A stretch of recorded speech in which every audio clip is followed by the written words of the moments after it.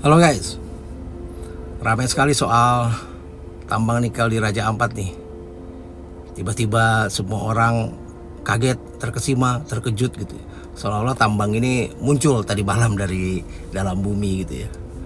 Dari Menteri Lingkungan Hidup lah yang mengaku akan mengambil langkah hukum, Menteri ESDM lah yang mengaku akan evaluasi, utusan khusus pun ikut-ikutan nimbrung lah merespon soal ini. Bahkan Wamenpar ya langsung bereaksi meminta agar Raja Ampat dijaga gitu. Nah bahkan Wakil Menteri Luar Negeri pun ikutan bersuara soal ini. Bahkan DPR pun juga nimbrung ikutan kaget gitu. Entah nggak tahu nih apakah Wapres kita juga ikutan kaget juga nggak, belum dengar saya nih. Nah padahal ya mustahil lah ada yang berani nambang nikel di Raja Ampat jika tidak ada yang memberikan izin. Bahkan ya kita semua tahu lah proses pengurusan izin, mobilisasi alat berat yang sebanyak itu sebesar itu ini kan butuh waktu yang lama. Lalu kenapa kok tiba-tiba semua orang kaget gitu ya?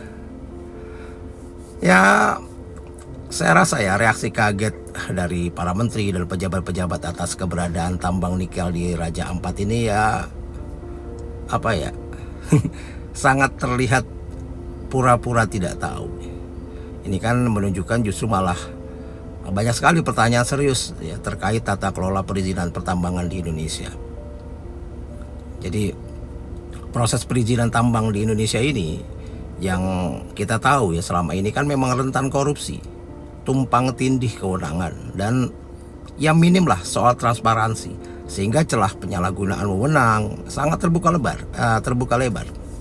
Jadi tidak mungkin lah aktivitas tambang sebesar ini di Raja Ampat ini tiba-tiba muncul tanpa sepengetahuan aparat terkait gitu ya. Apalagi mengingat izin dan mobilisasi alat-alat berat sebesar dan sebanyak itu kan memerlukan waktu yang lama. Ini kan menunjukkan bahwa sangat lemah sekali pengawasan dan koordinasi antar kementerian serta lembaga terkait. Nah, saya rasa ya pemberian izin tambang ya kerap memang menjadi instrumen transaksi politik dan ekonomi lah oleh elit-elit tertentu. Jadi bukan instrumen pengelolaan sumber daya alam yang berkelanjutan.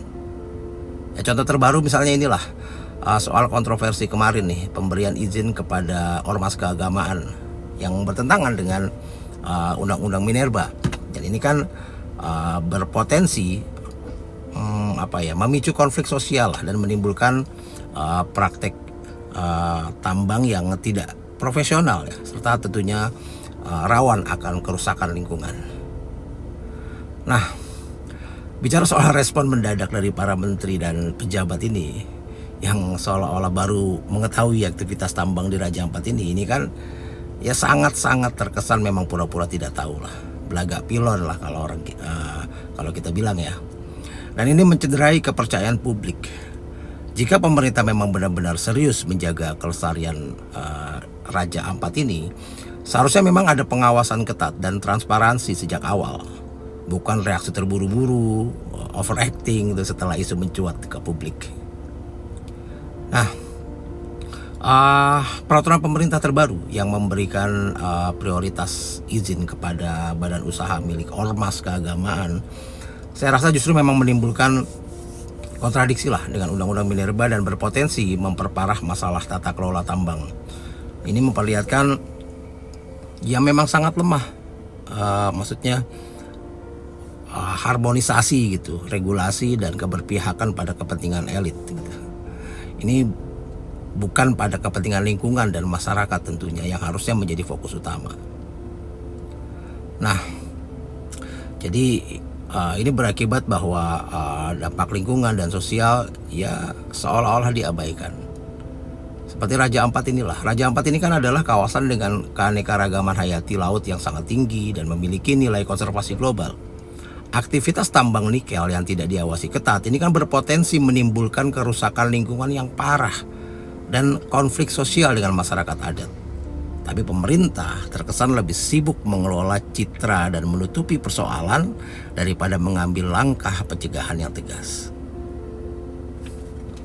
Salam.